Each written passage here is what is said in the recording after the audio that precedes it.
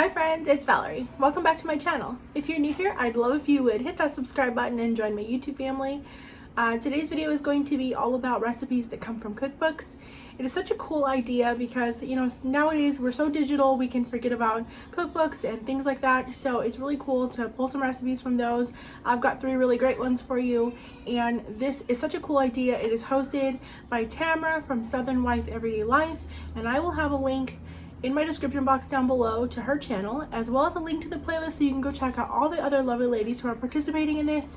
So let's just get started. All the recipes I'm going to be making today are going to be from this book. It's the Betty Crocker Chicken Tonight. It's got 100 recipes for the way you really cook. I love that there's plenty of good options in this book, and I love chicken a lot. So far this has been a great cookbook for me, and I will have a link to it in the description box down below. And this first recipe is Mediterranean chicken and vegetable kabobs.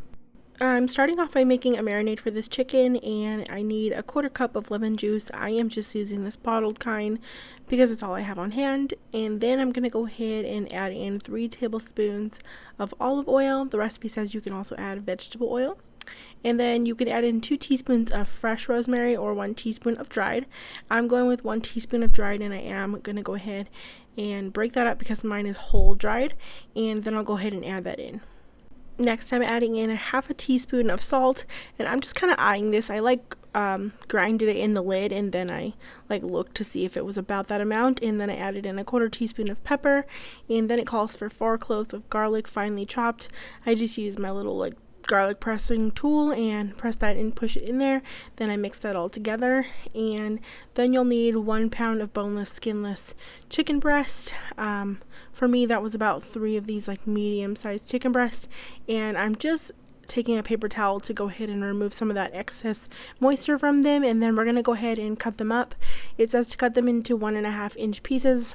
I just kind of estimated on that into some chunks that looked about kebab size.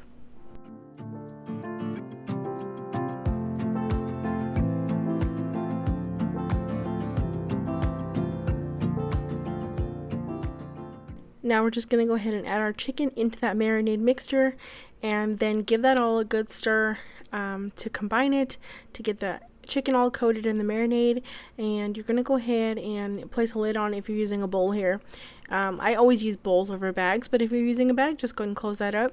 And you're going to marinate this. It says for a minimum of at least 30 minutes, but no longer than 6 hours. And I think that's because the lemon will start to break down the chicken too much. And I did a few hours, just whatever worked for my day. And it says to stir occasionally, and I actually forgot, but it worked out fine. And now I'm just preparing the vegetables for the kebabs, and it calls for a medium red bell pepper. I just had a piece that was already cut, and I'm just using the remainder of it. Cut it into some small pieces, and then a zucchini, and cut into 1 inch rounds. I just kind of guessed on that, on the thickness that I typically like, as well as I used more than 1 zucchini because I really like zucchini and I wanted some extra on there. And then it calls for a medium red onion. I just again had a piece of a red onion, and I didn't even end up using all of this. Also, I separated those onion pieces, the layers, so that it would be easier to assemble when the time came. And for that, you'll need some kebab sticks or skewers. And I'm just going to show you me assembling one of them, and then I'll just do the rest on the side off camera. I just put a piece of chicken and then a piece of the red bell pepper. It says to leave a space in between, so I left a small little gap. These are meant to be made on the grill, but I actually ended up making them in the air fryer because I was not feeling like getting the grill set up. It was a lot more work.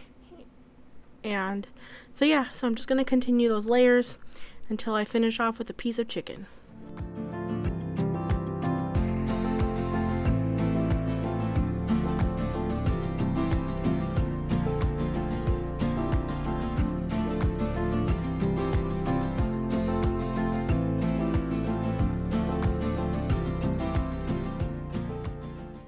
I place these onto the tray that goes into my air fryer, and I'm basting these with some of that marinade. We're trying to spread it amongst all of this. I am going to end up having to do 2 batches because I didn't have enough space on my trays. I didn't want them to be too crowded. This fit for me, it looks like 6 kebabs.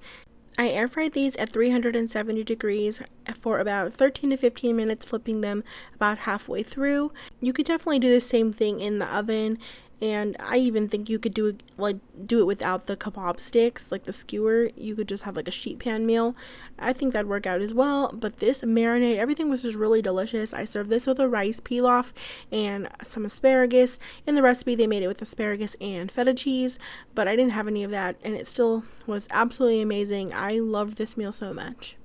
The next meal is going to be chicken Milan style. We're going to start off by getting our little breading station going. So in one dish, I'm going to be adding in 2 eggs and 1 tablespoon of lemon juice. It calls for fresh lemon juice. I just had the bottled kind. And then you're just going to go ahead and whisk that all together.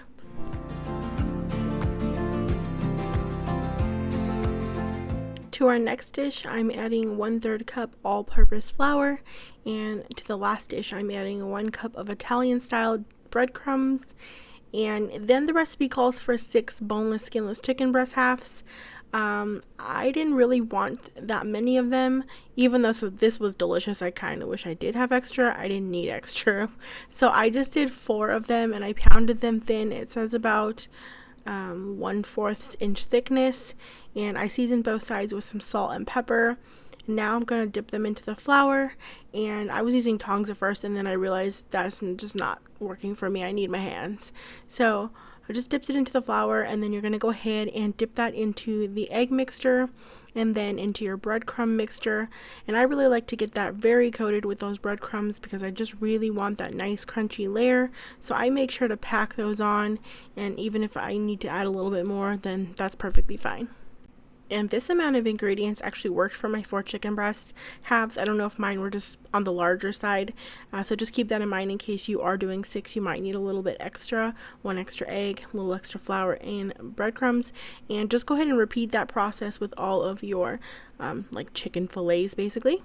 Now to a large skillet over medium heat, I am melting 1/2 cup of butter. It says you can also use margarine. I have done something similar in oil before, and that totally works if that's your only option, but I do like this butter method. And this is 2 of mine that are already cooked.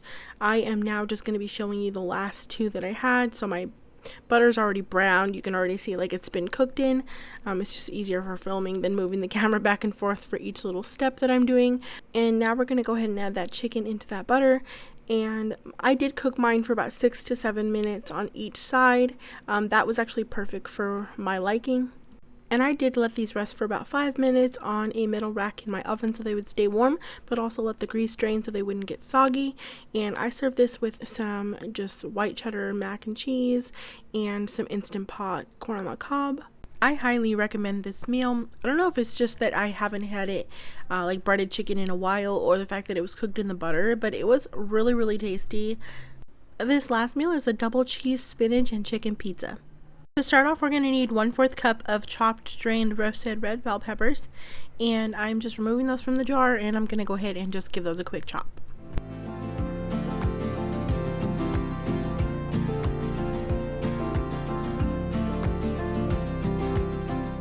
Next, the recipe calls for a 12-inch pre-baked Italian pizza crust. I just had some pizza dough that I just formed into this crust, and I pre-baked it myself here. And then I went ahead and spritzed a little olive oil on it. That is not in the recipe. And now I'm spreading on 1 cup of shredded Havarti cheese. Mine was actually just slices that I had, like the sandwich slices from Walmart.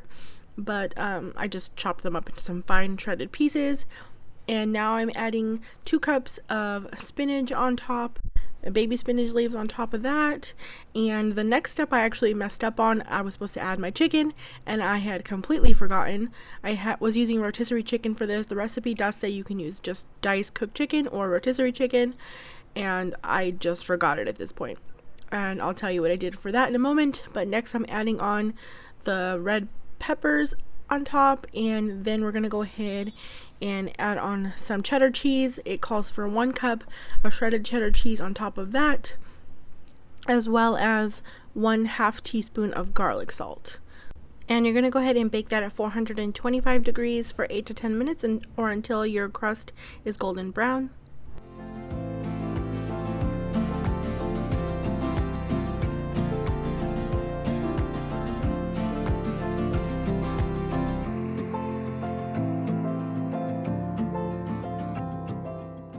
So it was about 4 minutes in when I realized I did not add my chicken. So I actually had rotisserie chicken and it was cold, but I went and heated that up real quick. That will make it easier for the pizza not to have to bake much longer than it really needed to. So I'm just adding it on top of that, and it calls for a cup of cooked chicken. So kind of just add whatever amount you really want though. And I had to add a little extra peppers and cheese on top of that just for appearance purposes for my photos, because it would look really horrible with just a layer of chicken on top. You wouldn't be able to see all those pretty colors. I was expecting this to be decent, but it was actually really tasty. We liked this a lot. Like, both of us were like, hey, this is pretty good. It was so different from your typical pizza, like not having really sauce and things like that. And there I'm just showing you the knife I'm using. I try not to use a pizza cutter, especially when there's a lot of toppings like this. I always feel like pizza cutters kind of just like move the toppings around. So I always use this like rock and chop style knife, and it just cuts through and it doesn't really disturb the toppings at all. And I served that with a side Caesar salad, and like I said, this was amazing.